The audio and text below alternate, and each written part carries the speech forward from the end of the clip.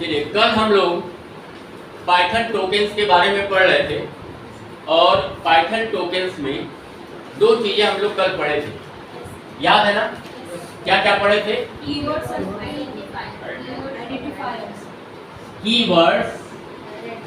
और identifiers. Keywords और identifiers. आज हम लोग पढ़ेंगे अगला टोकन। तो अगला टोकन क्या है? ऑपरेटर्स। ठीक है, तो चलिए ऑपरेटर्स के बारे में पढ़ लेते हैं। ऑपरेटर क्या होता है मालूम है ना?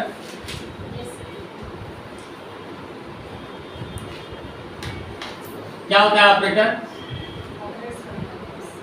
बताइए। जो ऑपरेट करता है, जो ऑपरेट करता है वो ऑपरेटर, और जिसके ऊपर ऑपरेशन होता है उसको क्या कहते हैं? ऑपरेंड। ऑपरेंड, ठीक ना? जिसके ऊपर ऑपरेशन होता है वो ऑपरेंड, और जो ऑपरेशन करता है वो ऑपरेटर। जैसे मान लीजिए यहां पर हमने लिखा 5 + 10, ऑपरेटर कौन हो गया? प्लस ऑपरेटर हो गया। ऑपरेशन यही कर रहा है ना? क्या ऑपरेशन कर रहा है? ऐड कर रहा है, ऐड कर रहा है। ऑपरेशन तो यही है, ऐड कर रहा है। किसके ऊपर ऑपरेशन कर रहा है? 5 और 10। तो 5 और 10 क्या हो गया? ऑपरेंड। समझ में बात आई? ठीक, तो पाइथन में बहुत तरह के ऑपरेटर्स हैं, ठीक है?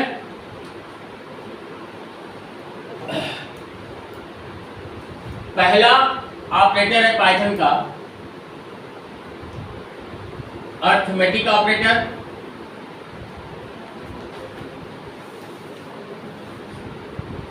Arithmetic operator. दूसरा ऑपरेटर है रिलेशनल ऑपरेटर।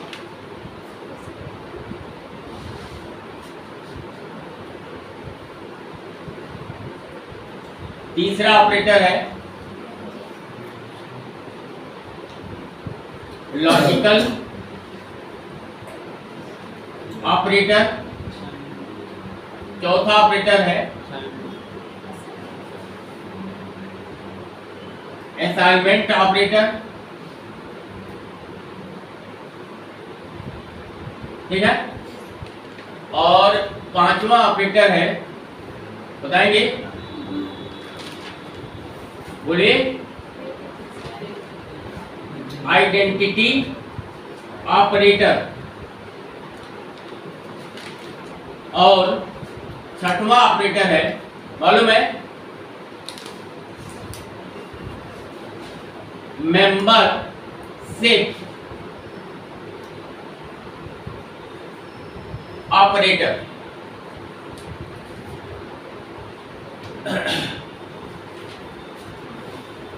ये 6 टाइप्स के ऑपरेटर्स पाइथन में यूज होता है। अब एक एक करके सबके बारे में पढ़ लेंगे। हाँ, नोट कर लीजिए।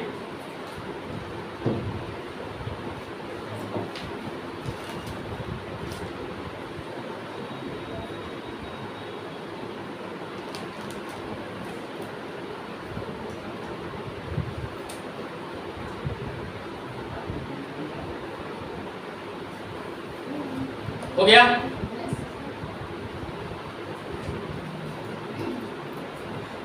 लिख लिए सब लोग? मिटा देना।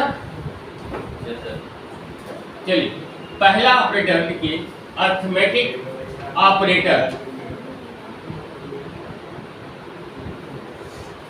अर्थमेटिक ऑपरेटर किस लिए यूज होता है? कोई मैथमेटिकल ऑपरेशन करने के लिए। हाँ, अर्थमेटिक कैलकुलेशंस के लिए, ठीक ना? अर्थमेटिक कैलकुलेशंस के लिए अर्थमेटिक ऑपरेटर का यूज होता है, ठीक है? तो अर्थमेटिक ऑपरेटर भी दो तरह का होता है, मालूम है ना? इसमें अर्थमेटिक ऑपरेटर में पहला जो ऑपरेटर होता है वो होता है यूनेरी ऑपरेटर, यूनेरी ऑपरेटर, और दूसरा जो होता है वो होता है बाइनरी ऑपरेटर।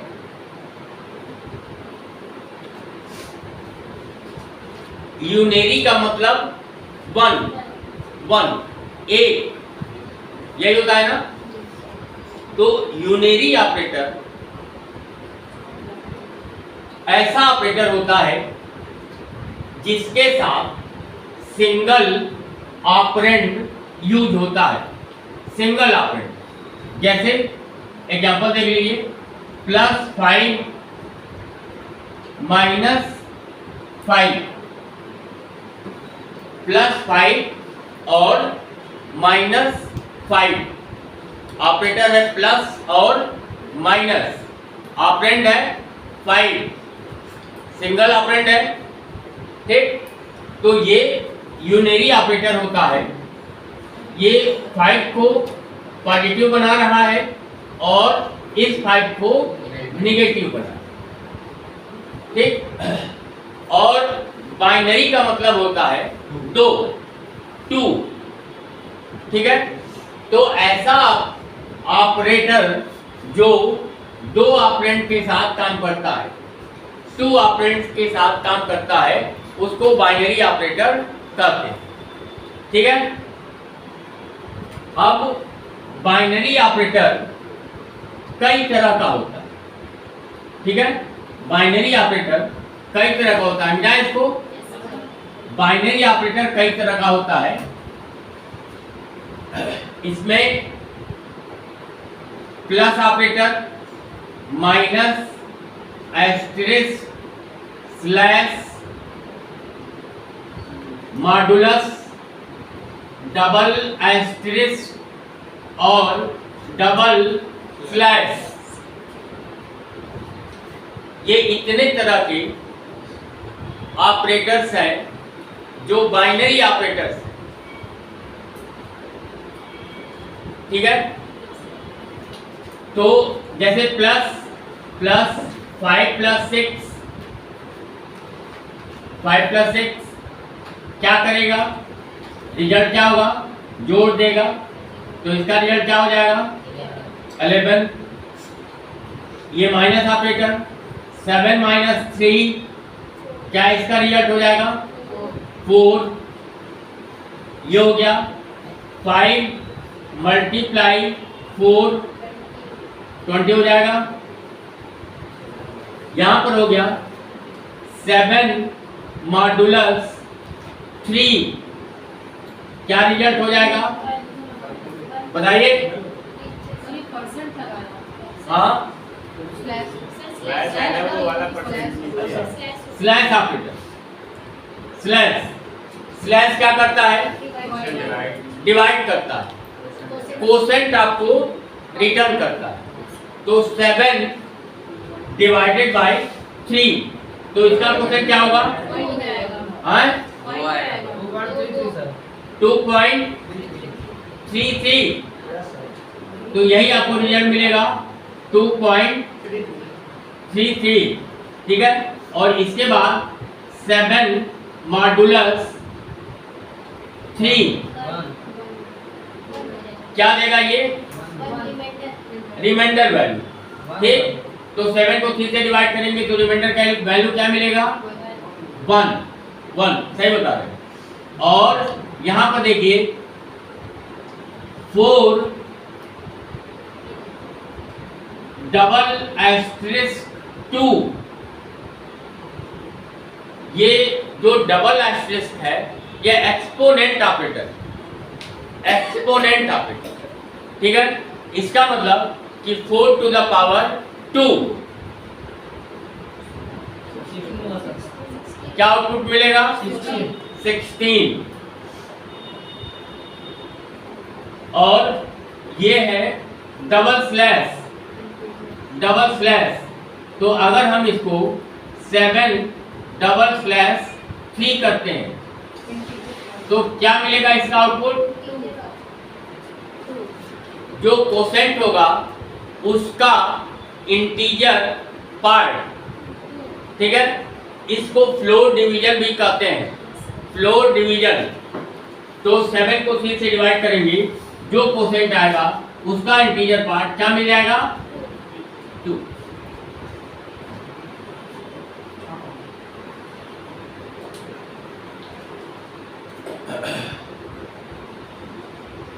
सबको समझ में आ रहा है?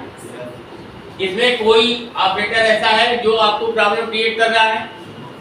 नहीं ना, सिंपल सा है सब। तो ये हो गया अर्थमेटिक ऑपरेटर्स के बारे में। नोट कर लिए सब लोग? नोट कर लीजिए।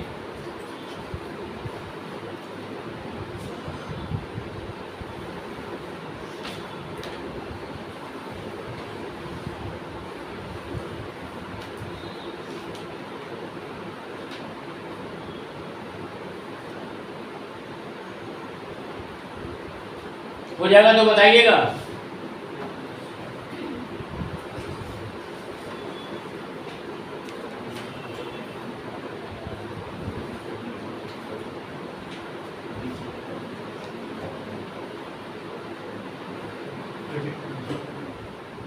हो गया? मिटा दें?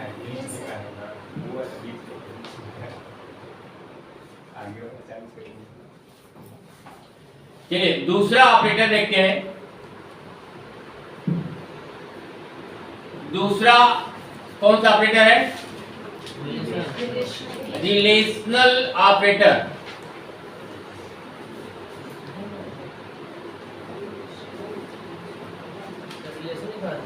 रिलेशनल ऑपरेटर किस लिए यूज होता है? रिलेशन पता करने के लिए, ठीक है। और रिलेशनल ऑपरेटर भी बाइनरी ऑपरेटर होता है। बात समझिएगा, रिलेशनल ऑपरेटर भी बाइनरी ऑपरेटर होता है। ये भी 2 ऑपरेंड के साथ यूज होता है। और बेसिकली रिलेशनल ऑपरेटर कंपैरिजन के लिए यूज होता है। 2 ऑपरेंड को आपस में कंपेयर करने के लिए यूज किया जाता है। कौन कौन से रिलेशनल ऑपरेटर्स हैं मालूम है आपको? Greater than, less than, greater than or equal to, less than or equal to और not equal to.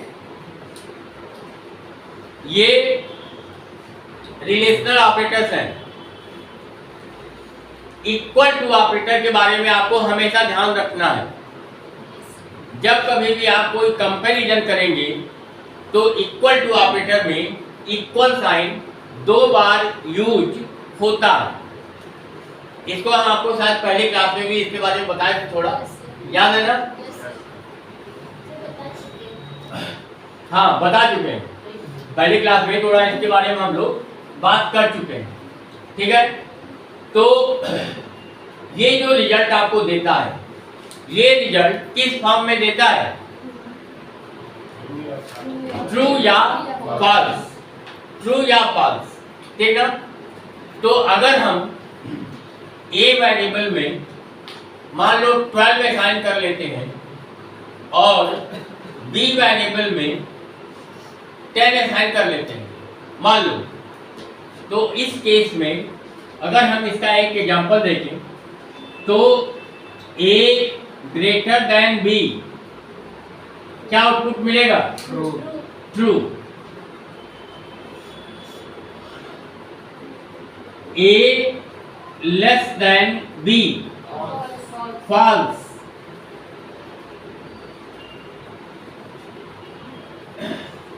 A greater than or equal to B, false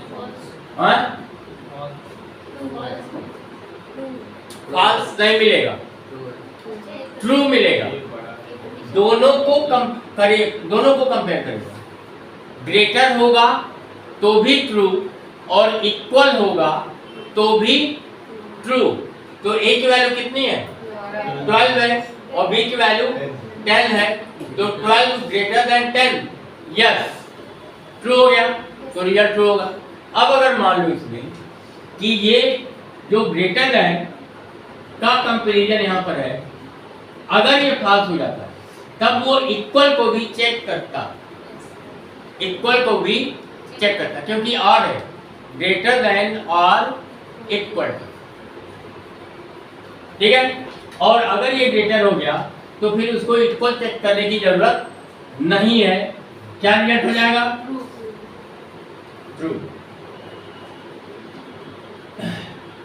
A less than or equal to B, false.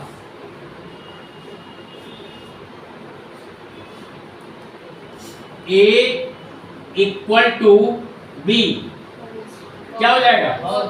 False. और A not equal to B क्या हो जाएगा? True. ठीक है। अब इसमें आप एक और चीज देख रहे होंगे जो हम आपको कहे हैं कि ये रिलेशनल ऑपरेटर भी बाइनरी ऑपरेटर होता है। तो हर ऑपरेटर के साथ आप देख रहे हैं कि दो ऑपरेंड यूज हो रहा है ना? नोट कर लीजिए। समझ आया सबको?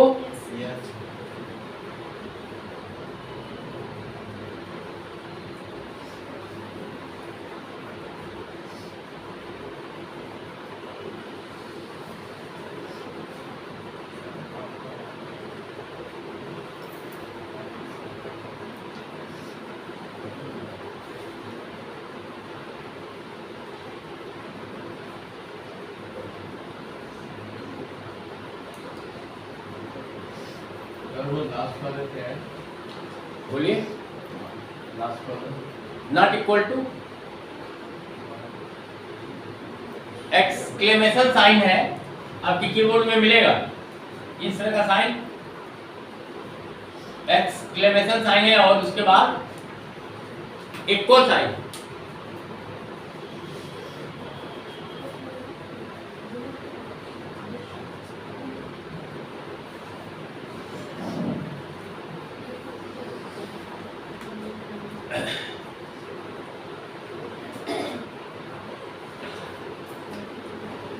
हो गया?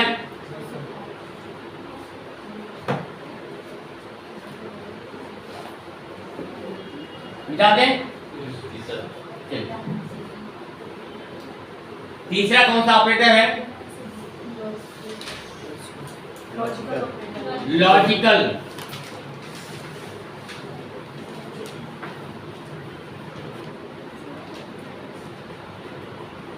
लॉजिकल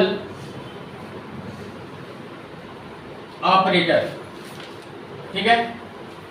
देखिए, लॉजिकल ऑपरेटर दो रिलेशनल एक्सप्रेशन को कंबाइन करता है और कंबाइन करने के बाद वो उसका फाइनल रिजल्ट प्रोड्यूस करता है। अब ये लॉजिकल ऑपरेटर तीन तरह का होता है, मालूम है ना? एंड, और, नॉट। एंड और नॉट ऐसे ही लिखते हैं जैसे एंड और नॉट लिखा है, ठीक है। सी लैंग्वेज में थोड़ा अलग हो जाता है। कोई सी लैंग्वेज पढ़ा है आप लोगों में से? सी लैंग्वेज में एंड ऑपरेटर को इस तरह से लिखते हैं, एम्परसेंड साइन दो बार, और आर के लिए ये जो वर्टिकल बार होता है, ये वर्टिकल बार 2 बार, और नॉट के लिए एक्सक्लेमेशन साइन होता है। ये सी लैंग्वेज का तरीका है, लेकिन पाइथन को हम इस तरह से यूज करते हैं। एंड लिख लेते हैं, आर लिख लेते हैं और नॉट लिख लेते हैं स्मॉल लेटर, ठीक है। अब इसका एक एग्जांपल देखिए, A greater than B and B greater than C। अब यहां पर आपको समझना है थोड़ा कि अगर ये दोनों एक्सप्रेशन, ये दो एक्सप्रेशन है ना, एक एक्सप्रेशन ये है और एक एक्सप्रेशन ये है, इन दोनों को कौन कंबाइन कर रहा है? एंड। तो अगर ये दोनों एक्सप्रेशन ट्रू होगा, मतलब कि ये भी ट्रू हो और ये भी ट्रू हो, तो फाइनल रिजल्ट आपको क्या मिलेगा? ट्रू। Otherwise false. अदरवाइज में 3 कंडीशन होगा, मालूम है ना? अदरवाइज में 3 कंडीशन हो जाएगा। कैसे? एक ट्रू हो गया, एक फॉल्स हो गया तो भी फॉल्स, ये फॉल्स हो गया, ये ट्रू हो गया तो भी फॉल्स, दोनों फॉल्स हो गए तो भी फॉल्स। बात समझ आ रही है ना? तो इस तरीके से आप एंड ऑपरेटर को यूज करेंगे। अब आर को देखते हैं। आर और एक चीज और आपको बता दें कि अगर ये पहली कंडीशन ट्रू होती है तभी ये दूसरे कंडीशन को चेक करते हैं, क्योंकि अगर पहली कंडीशन फॉल्स हो गई तो दूसरे को चेक करने की जरूरत ही नहीं है। बात समझ में आ रही है ना? क्योंकि अगर ये पहली कंडीशन फॉल्स हो गई तो फाइनल रिजल्ट क्या मिलेगा? फॉल्स ही मिलेगा, फिर आगे चाहे कुछ भी लिखा हो। बात समझ में आ रही है? और यहां पर केवल 2 एक्सप्रेशन ही नहीं हो सकता है, बल्कि 2 से ज्यादा एक्सप्रेशन भी हो सकता है। जैसे यहां पर लिखकर एक बता रहे हैं, मान लो यहां पर लिख दिया A greater than B and B greater than C and C greater than A, ऐसा भी हो सकता है। बात समझ आ रही है ना? ये ऐसा भी हो सकता है। तो इसका फाइनल रिजल्ट ट्रू कब होगा? जब ये कंडीशन भी ट्रू हो, ये कंडीशन भी ट्रू हो और ये कंडीशन भी ट्रू हो। जब तीनों कंडीशन ट्रू होगा तब उसका फाइनल रिजल्ट ट्रू मिलेगा। अदरवाइज में ढेर सारा कंडीशन बन जाएगा। बात समझ आ रही है ना? अदरवाइज के केस में इसमें से ये जो 3 एक्सप्रेशन यहाँ पर लिखा है, 3 कंडीशन लिखा है, इन तीनों में से कोई भी एक फॉल्स हो जाएगा तो फिर फाइनल रिजल्ट फॉल्स। बात सबको समझ आ रही है?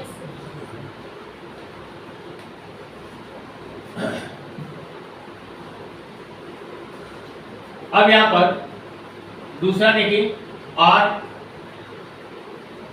A greater than B और B greater than C, कुछ भी लिख सकते हैं, वैसे बस आपको समझाने के लिए लिखना है। A greater than B और B greater than C, इन दोनों में कोई भी एक ट्रू हो गया तो फाइनल रिजल्ट क्या मिलेगा? ट्रू मिलेगा।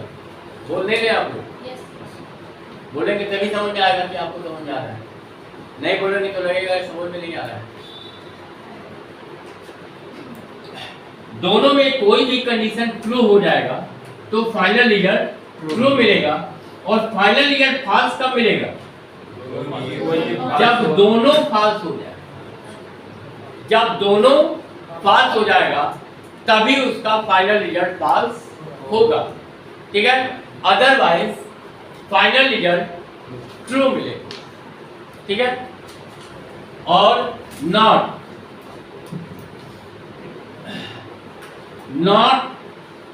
ए नॉट यूनरी हो जाता है, एंड और आर बाइनरी और नॉट यूनरी है सिंगल ऑपरेंड के साथ, ठीक है। नॉट ए, इसके बारे में भी हम लोग इसके पहले की क्लास में बात कर चुके हैं, ठीक। ए वेरिएबल में दो तरह की वैल्यू हो सकती है, दो तरह की, ठीक है। कौन सी दो तरह की वैल्यू हो सकती है? जीरो और नॉन जीरो, ठीक है। तो जीरो में क्या हो गया?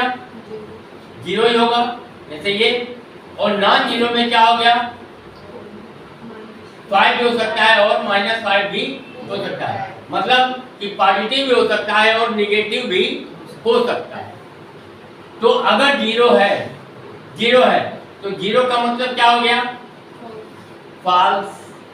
और नॉन जीरो का क्या मतलब हो गया? ट्रू,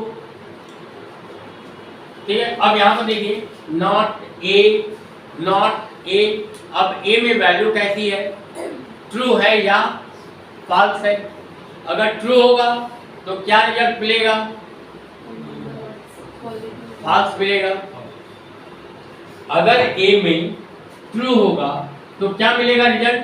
फॉल्स, क्योंकि ये कह रहा है कि नॉट ट्रू, तो नॉट ट्रू का मतलब फॉल्स, ठीक है। और अगर ए में फॉल्स हो गया तो कह रहे हैं कि नॉट फॉल्स, तो नॉट फॉल्स का मतलब कि फॉल्स नहीं, तो फॉल्स नहीं तो क्या हो गया?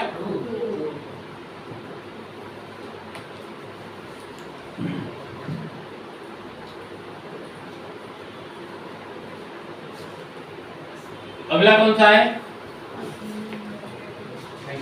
असाइनमेंट ना, क्या और कुछ है? असाइनमेंट बताएंगे। टाइम हो गया क्या? अच्छा चलो असाइनमेंट बता देते हैं।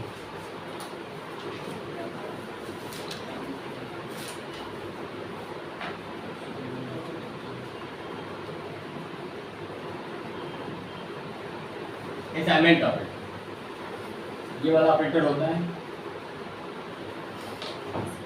यही ऑपरेटर है ना, इसके बारे में तो बहुत बात की है, ठीक है। हमेशा एक बात ध्यान रखना, असाइनमेंट ऑपरेटर के केस में बहुत बार बताया है, एक बार फिर से यहाँ पर जब ये आया हमारे प्रॉपर में भी तो इसके बारे में बात कर रहे हैं। असाइनमेंट ऑपरेटर के राइट हैंड साइड में जो भी एक्सप्रेशन होता है वो लेफ्ट साइड के वेरिएबल में स्टोर है, ठीक है। जैसे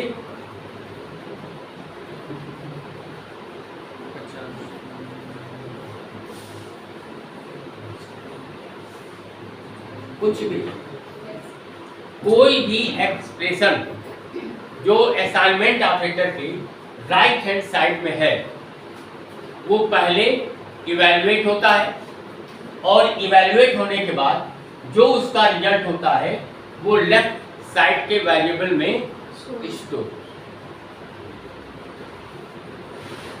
ठीक है। तो यही असाइनमेंट ऑपरेटर है।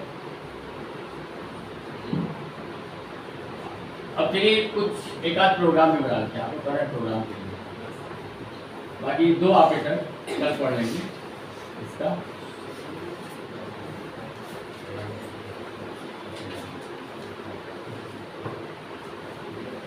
चलिए एक सिंपल सा क्वेश्चन लिखिए,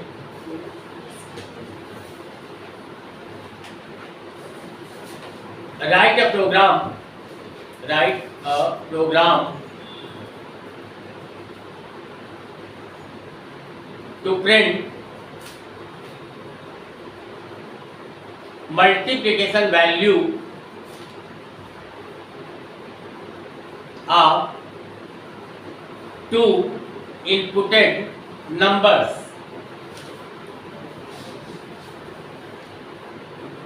value of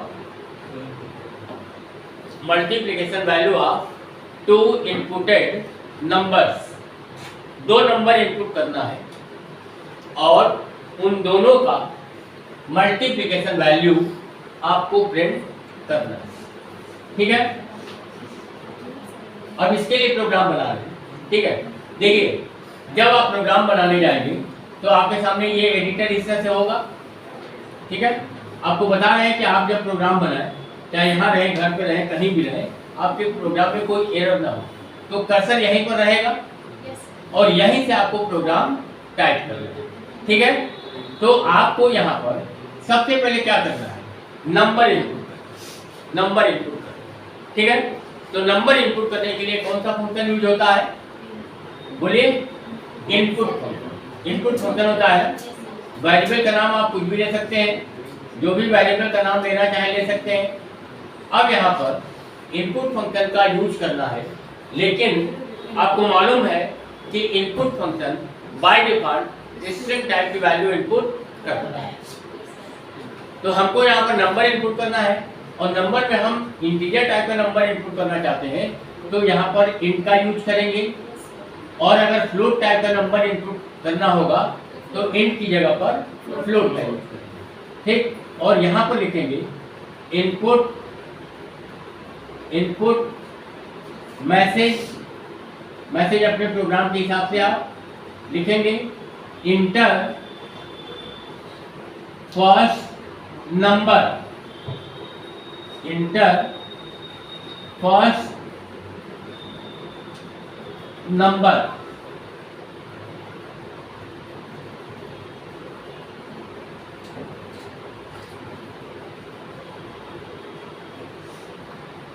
इन्वर्टेड कामा के अंदर जो भी मैसेज लिखेंगे वो message as it is display हो जाएगा जब आप इसको एग्जीक्यूट कराएंगे। ठीक है, तो मैसेज आपके प्रोग्राम के अकॉर्डिंग एप्रोप्रिएट होना चाहिए। हमने यहाँ पर लिखा इंटर फर्स्ट नंबर। अब देखिए यहाँ पर ये जो फुल कॉलम साइन लिखा है, इस फुल कॉलम साइन का एक्चुअली कोई मतलब है नहीं। ठीक है ना, क्योंकि वो इन्वर्टेड कामा के अंदर है तो वो भी वैसे ही डिस्प्ले हो जाएगा। मतलब कि जब आप इस प्रोग्राम को एग्जीक्यूट कराएंगे तो इस तरीके से आपके कंप्यूटर की स्क्रीन पर ये मैसेज आ जाएगा और यहाँ पर ये लिख कर आ जाएगा इंटर फर्स्ट नंबर, जैसा लिखे रहेंगे इंटर फर्स्ट नंबर यहाँ पर ये, और यहाँ पर ये कर्सर आता है यहाँ पर। ठीक है, तो फुल कॉलम साइन लिखने का सिर्फ इतना सा मतलब है कि वो थोड़ा सा अच्छा लग रहा है, नहीं तो क्या होगा कि उससे सट कर जो नंबर का आर है उससे सट कर वो कर्सर आ जाएगा। अगर वो फुल कॉलम साइन वहां पर नहीं लिखेंगे तो बात समझ आ रही है, और इसका कोई विशेष मतलब है नहीं, तो इस बात को हमेशा ध्यान रखिएगा। अब उसके बाद दूसरा यहाँ पर नंबर इनपुट कर लेते हैं, वो भी इंटीजर टाइप का ही कर लेते हैं। इनपुट इंटर सेकंड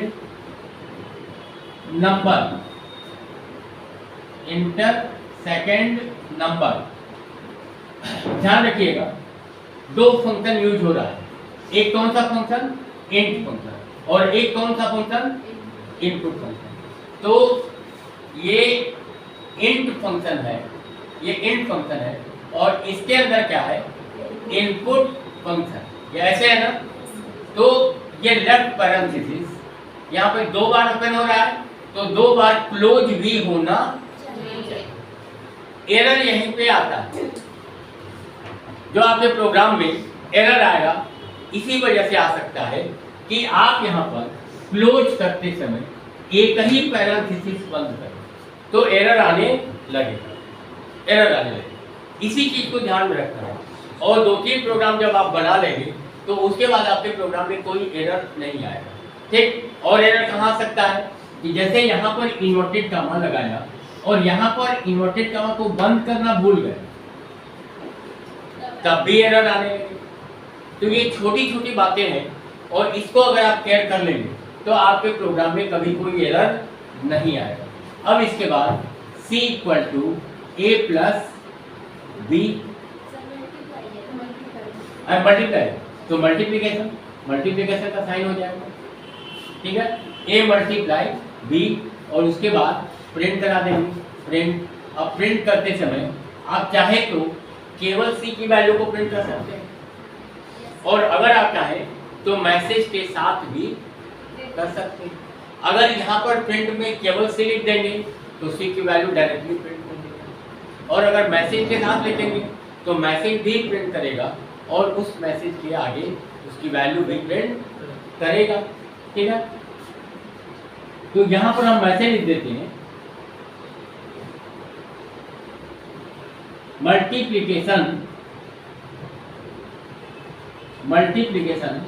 वैल्यू, ये इक्वल का भी कोई मतलब नहीं, बात समझ में आ रही है ना, क्योंकि वो भी इन्वर्टेड कॉमा के अंदर ही है। और ये एकदम हमेशा दिमाग में बैठा लीजिए कि डबल इन्वर्टेड कॉमा के अंदर जो लिखेंगे वो एज इट इज डिस्प्ले होगा, ठीक है। तो अदरवाइज इसका कोई और मतलब नहीं है, बस ऐसे ही प्रिंट कर देगा मल्टीप्लिकेशन वैल्यू इक्वल, और उसके बाद कॉमा के बाद यहाँ पर लिख दिया सी और ये ब्रैकेट बंद किया, क्योंकि प्रिंट भी फंक्शन है तो प्रिंट का भी लेफ्ट पैरेंथेसिस लिखा है तो उसका राइट पैरेंथेसिस। बात सबको समझ आ रही है? ये प्रोग्राम हमारा बन गया है, और ये प्रोग्राम बनने के बाद अब हम क्या करेंगे, सबसे पहले सेव करेंगे। एक्सटेंशन आपको मालूम है .py है, नाम अपनी मर्जी से कोई भी नाम ले सकते हैं। सेव करने के बाद रन पे क्लिक करेंगे, और रन पर क्लिक करने के बाद रन मॉड्यूल पर क्लिक करेंगे, आपका प्रोग्राम एग्जीक्यूट हो जाएगा, उसका जो भी आउटपुट होगा आपको मिल जाएगा। और नया प्रोग्राम बनाना होगा तो एक बार फिर से फाइल मेन्यू पर क्लिक। बात सबको समझ में आई? नोट कर लीजिए, नोट कर लिए?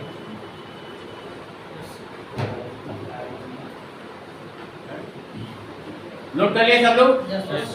चलिए, अच्छा यहाँ पर ये बात समझिए कि 2 नंबर इनपुट करना है तो हमने 2 लाइन में लिख दिया। 3 नंबर अगर इनपुट करना होगा तो 3 लाइन में लिखेंगे, ठीक है।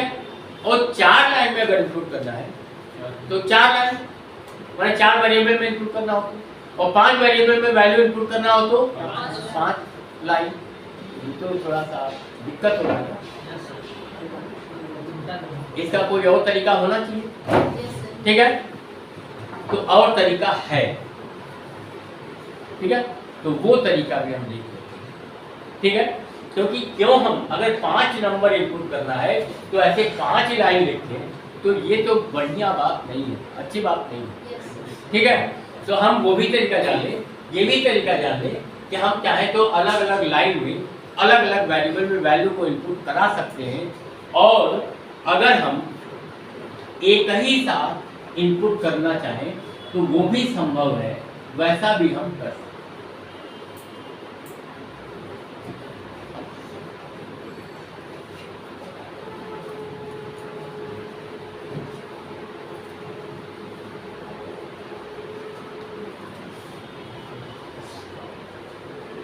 देखिए ए कामा बी, फिर उसके बाद असाइनमेंट, ठीक है। और लिखा इन फंक्शन का सिंबल, लेफ्ट पैरेंथेसिस, फिर उसके बाद इनपुट, फिर लेफ्ट पैरेंथेसिस इनवर्टेड कॉमा के अंदर message, inter any 2 numbers, inter any 2 numbers, inverted comma बंद और दोनों ब्रैकेट बंद, ब्रैकेट माने पैरेंथेसिस, ठीक है, दोनों पैरेंथेसिस बंद, लेकिन इतने से नहीं होगा, ठीक है, कुछ और करना पड़ेगा। तो क्या और करना पड़ेगा ये जान लीजिए, आपको करना और पड़ेगा कि यहाँ पर डॉट और उसके बाद यहाँ पर स्प्लिट फंक्शन, ये भी लिखना पड़ेगा, ऐसे लिखना, ठीक है। अब आप इस तरीके से एक ही लाइन में एक से ज्यादा वेरिएबल में इनपुट करा। ध्यान आपको क्या देना है? ध्यान आपको देना है कि ये दोनों पैरेंथेसिस बंद करने के बाद, 2 पैरेंथेसिस क्यों? एक इनपुट का और एक इंट का। दोनों पैरेंथेसिस को बंद करने के बाद फिर डॉट ऑपरेटर और उसके बाद स्प्लिट फंक्शन स्मॉल लेटर में रहेगा। मेरे लिखने में अगर कहीं कैपिटल आपको दिखे तो कैपिटल नहीं रहेगा, ठीक ना, स्मॉल ही रहेगा। सब स्मॉल रहेगा, हैं? वह स्मॉल रहेगा सर। सब स्मॉल ही है भाई, कहीं कोई कैपिटल है क्या? इंटर जो लिखे हैं सर, इंटर सर, इंटर नहीं बोलना। ये देखिए बिल्कुल, कई बार आपको बताया, फिर से बता रहे हैं, डबल इन्वर्टेड कॉमा के अंदर आप जो भी मैसेज लिखते हैं वो एज इट इज प्रिंट होता है। तो मैसेज कभी भी आपके प्रोग्राम को अफेक्ट नहीं करता, ठीक है। जैसा लिखेंगे स्मॉल लेटर में लिख देंगे तो मैसेज स्मॉल लेटर में डिस्प्ले हो जाएगा, पूरा कैपिटल में लिख देंगे तो मैसेज पूरा कैपिटल में डिस्प्ले हो जाएगा, प्रॉपर वे में लिखेंगे तो प्रॉपर वे में डिस्प्ले हो जाएगा, ठीक है। कमांड की हम बात कर रहे हैं कि कमांड जो होता है, जो कीवर्ड्स होते हैं, जो फंक्शन नेम होते हैं, वो सब स्मॉल लेटर में होते हैं। वेरिएबल्स भी जनरली स्मॉल लेटर में लिखा जाता है, ठीक है।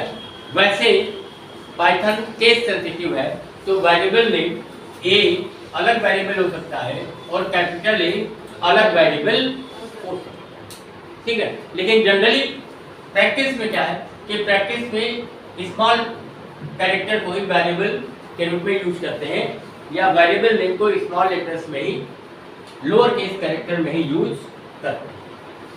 ये हो गया। अब उसके बाद आपको यहीं पर लिखना है, जो ए है उसके ठीक नीचे इंडेंट का हमेशा आपको ध्यान रखना, इंडेंट को हमेशा ध्यान रखना, ठीक है। ये बार बार आपको बता रहे हैं क्योंकि आपका प्रोग्राम में कभी एरर ना आए। अब यहाँ पर C equal to A plus B, ठीक है, मल्टीप्लाई करना होगा या जोड़ना होगा, जो भी करना, ठीक है। अगर प्लस कर देंगे तो एडिशन आ जाएगा, और अगर एस्टेरिस्क का यूज कर लेंगे तो मल्टीप्लिकेशन आ जाएगा, ठीक। जैसा आपके क्वेश्चन में होगा आप वैसा ही करोगे। और यहाँ पर कर लेते हैं प्रिंट। अच्छा, अब एक चीज और देख लीजिए, ये जो C है, अभी तक हम लोग क्या कर रहे हैं कि मैसेज को पहले लिख रहे थे और वेरिएबल को बाद में। तो ये कोई स्टैंडर्ड फॉर्मेट नहीं है, ये कोई स्टैंडर्ड फॉर्मेट नहीं है, मतलब कि पहले मैसेज हो और वेरिएबल बाद में हो, ये जरूरी नहीं, वेरिएबल पहले भी हो सकता है। तो यहाँ पर हम लिख लेते हैं C कॉमा, अब उसके बाद इन्वर्टेड कॉमा, मैसेज हमेशा inverted comma, C is multiplication value,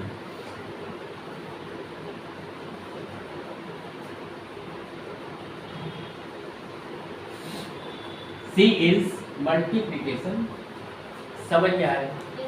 तो C में जो वैल्यू होगी वो पहले, मान लो आपने A में इनपुट कर दिया 10 और B में इनपुट कर दिया 5, तो 10 मल्टीप्लाई 5 50 हो गया। तो आउटपुट क्या मिल जाएगा?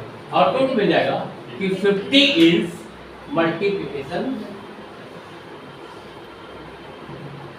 बात समझ आई सबको?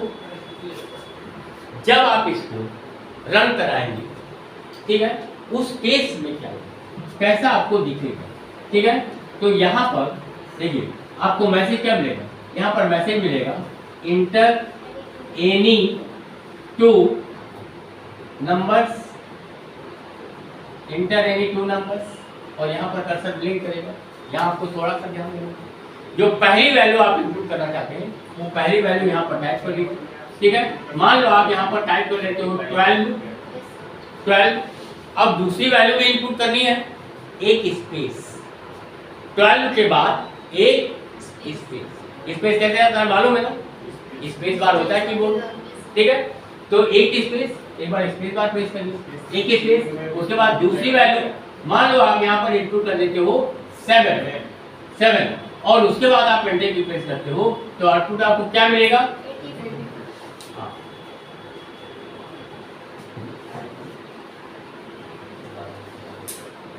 बात समझ में आई?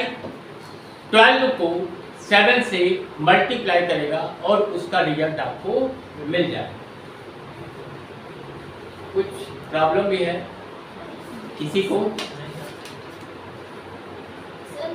बोलिए। वाला जो बताया था एरिया और पेरीमीटर वाला, हाँ सर एरिया और पेरीमीटर वाला जो कल हाँ, बताया हाँ, थे, सर वो कैसे रन करेगा? मतलब कि नंबर वो इनपुट कर रहे थे ना, हाँ जैसे इंटर नंबर दिया था, वैल्यू ऑफ रेडियस वो दे दिया, उसके बाद एरिया के बाद कुछ लिखना तो कुछ नहीं हो रहा था सर टाइम, वो भी आप कैसे नहीं समझ रहे? बस एक मिनट फिर से समझ लीजिए। कहीं कुछ एरर किया होगा या तो रिजल्ट को प्रिंट नहीं कराया होगा। ठीक है, फिर से देखिए। मान लो हम यहाँ पर करते हैं आर इक्वल फ्लोट, फिर उसके बाद इनपुट इंटर रेडियस, पूरा नहीं लिख रहा है, ठीक है, इंटर रेडियस, ये हो गया। ठीक है, अब एरिया के लिए वेरिएबल है मान लो ए इक्वल क्या होता है पाई आर स्क्वायर, पाई की वैल्यू मालूम होती है 3.14 into R, perimeter 2 pi R 2.0 into 3.14 into R, हो गया। अब ये दोनों वैल्यू कैलकुलेटेड वैल्यू है ए और पी, तो ए की वैल्यू प्रिंट कराएंगे। अब यहाँ पर प्रिंट कराओ, प्रिंट फिर से करना है, प्रिंट एरिया इक्वल ए प्रिंट